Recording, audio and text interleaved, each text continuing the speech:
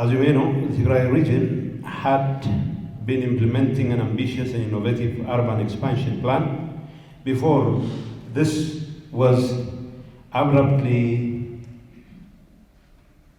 disrupted by the war that has claimed not only the destruction of property and infrastructure, but importantly has caused the loss of hundreds of thousands of lives.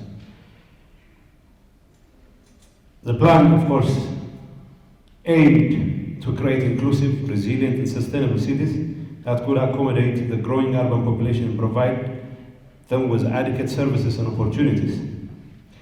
But, like I said, the last 4 years, this urban expansion plan not only faced serious challenges and setbacks due to the war in Tigray, but Tigray overall has faced tremendous destruction of infrastructure and human lives. With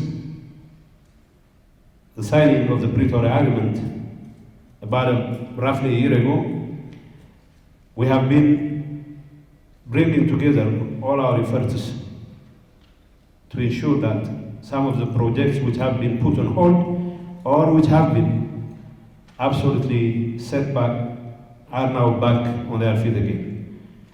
And your coming here is very important because it will help in addressing some of the challenges that we continue to face, especially with regard to the implementation of urban expansion of urban planning. As I have tried to point out, the urban expansion plan in Tigray sought to promote balanced regional development and preserve the natural and cultural heritage of Tigray. Of course, before the war 4 years ago, and before the crisis wrought by COVID-19 health scare, there were significant progress achieved in this regard. But it was not all bed of roses. We continued to face challenges, especially in terms of governance and expansion of cities. In our case, still continues to pose threats, both real and perceived, to rural dwellers whose lives and livelihoods are tremendously affected as a result of urban expansion. This for us is a serious issue, worthy of our attention and effort, and any effort in resuscitating the urban expansion plan that was put on hold as a result of the conflict, as a result of the war, needs to take into account this challenge and the other governance issues that have been prevalent in our efforts to carry out and implement the urban expansion plans. Yes, significant progress was made, and it is still possible for us to make significant progress. In this regard, the city of Mekelle has been in the forefront of picking up where it left off when the war began, with meager resources at our disposal.